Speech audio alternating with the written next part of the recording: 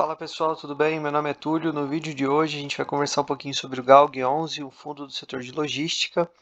Tem aqui algumas novidades para conversar sobre o fundo, principalmente sobre a sua cotação. Reagiu bem nos últimos dias, nas últimas semanas. Vou conversar um pouquinho sobre esses motivos.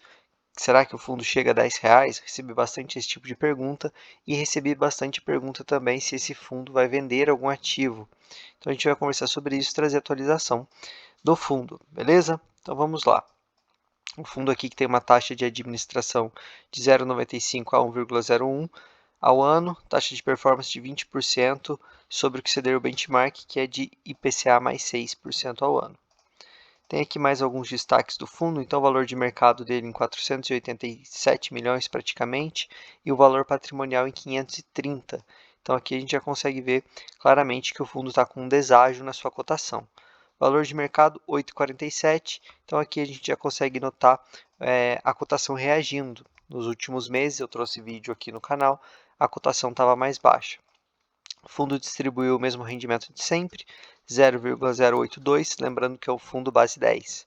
Isso dá um dividend yield de 11,62% ao ano. Vacância zerada, total de cotistas mais de 40 mil e uma liquidez média de 720 mil. Essa liquidez também melhorou um pouquinho.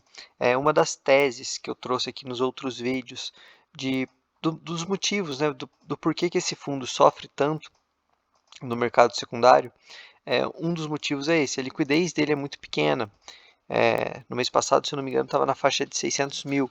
Então, 600 mil é uma liquidez pequena que, caso algum investidor um pouco maior queira sair do fundo, ele já vai limpar o book e vai puxar a cotação para baixo.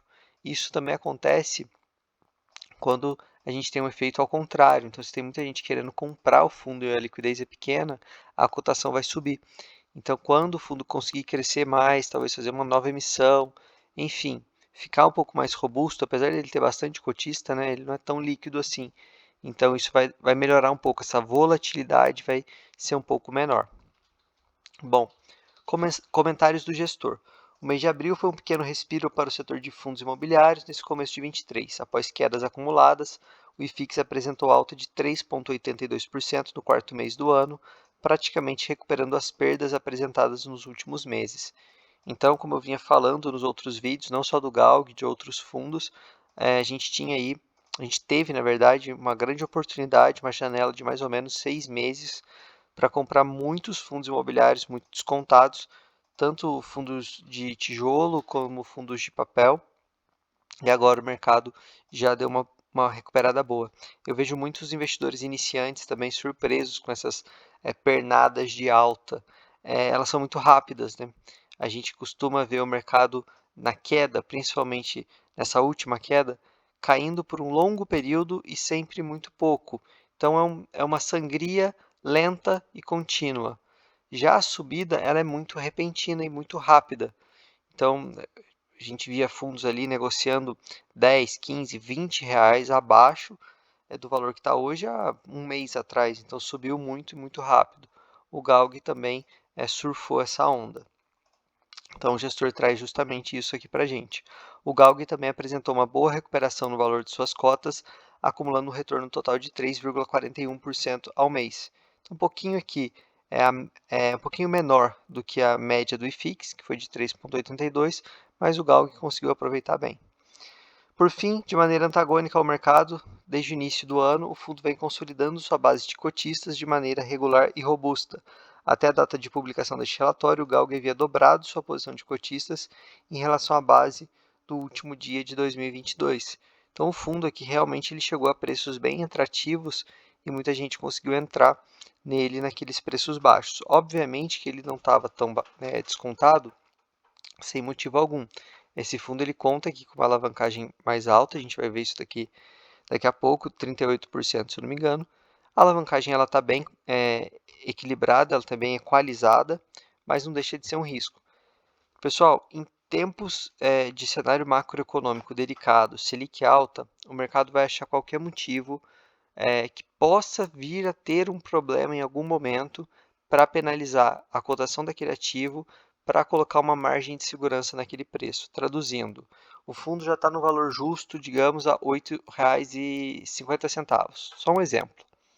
Só que esse fundo A, ele tem uma alavancagem e o fundo B não tem. Então, o fundo A, frente ao fundo B, tem que ter um desconto. Mesmo que com R$ 8,50 ele já esteja bem precificado, quando ele é comparado a um outro par, e esse outro par não tem uma alavancagem, que é algo que traz um risco, então esse fundo A tem que valer menos. Então é isso que aconteceu com o Galg nos últimos meses, por isso que a cotação dele sofreu tanto. E agora, com aí a gente tendo uma perspectiva de queda na Selic, a gente viu os fundos de tijolos, né, como um todo reagindo e tendo essa alta. Vai chegar a R$ 10? Acredito que não. O patrimonial dele está até um pouco abaixo disso, então ele teria que passar do patrimonial. E eu acho que assim que esse fundo passar do patrimonial, ele vai chamar uma emissão de cotas, mas eu vou comentar sobre isso daqui a pouco. Pessoal, se estiverem gostando do vídeo, não se esqueçam de deixar o like e se inscrever no canal. Muita gente ainda não é inscrita, isso ajuda demais, beleza? Estou postando 2 vídeos por dia e vou tentar trazer novidades para vocês em breve. Bom, aqui a gente vai olhar um pouquinho a DRE. Esse fundo ele traz aqui para a gente receita de locação e receita de locação caixa.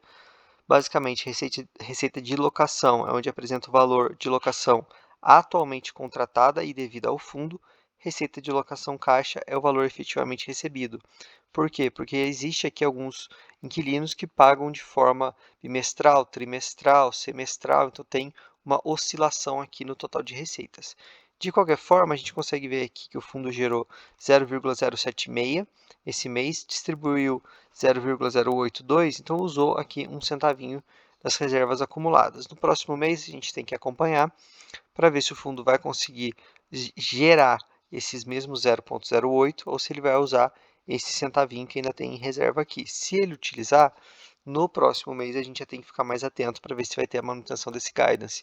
Aqui a gente consegue ver justamente essa oscilação, né? Então em março ele gerou 14 centavos, agora em abril 12, enfim, tem essa variação. Bom, performance do Galg.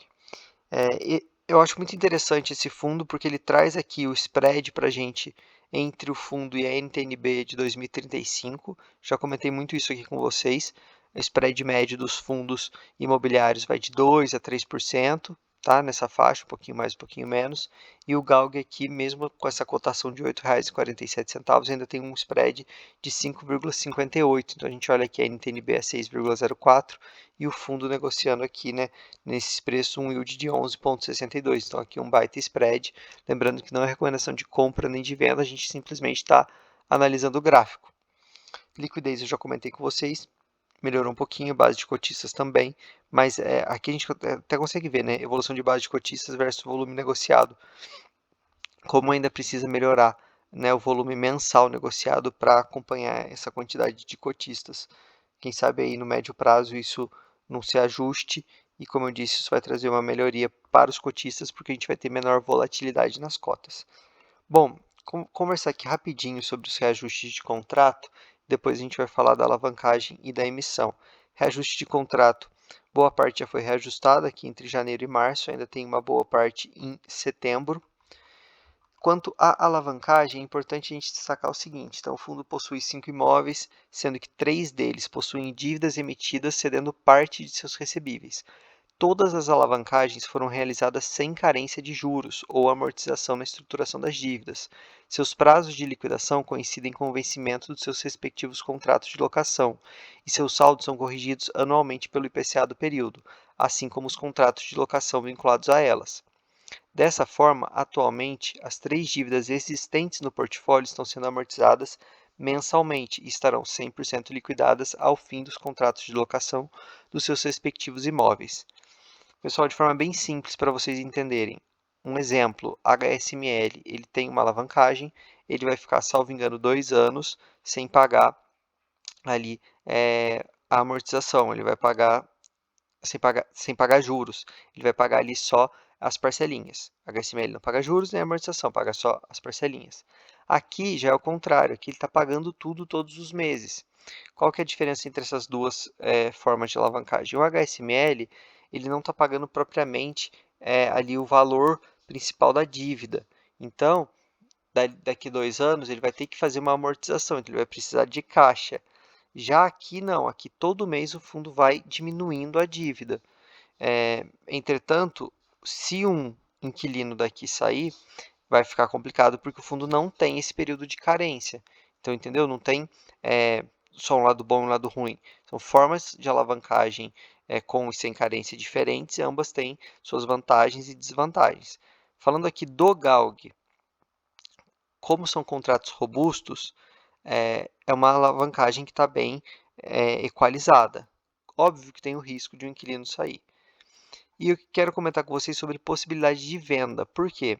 A gente está vendo o movimento em muitos fundos de tijolos, então HGRU, TRXF, recentemente o Bresco, o HGLG que vendeu lá para o GGRC, muitos fundos fazendo essas vendas.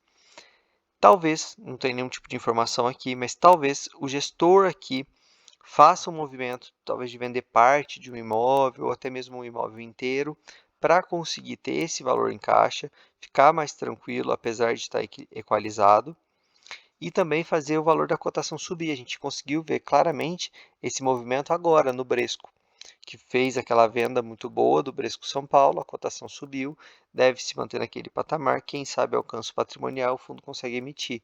Então talvez o GALG faça isso, quem sabe. Para mim tudo tem preço, tanto de compra quanto de venda. De repente, se chegar a um preço interessante, quem sabe o gestor não faça esse movimento. Beleza, pessoal? Espero que tenham gostado do vídeo. Se sim, deixem um like, se inscrevam. Lembrando, o grupo do Telegram está na descrição e no comentário fixado. Beleza? Valeu!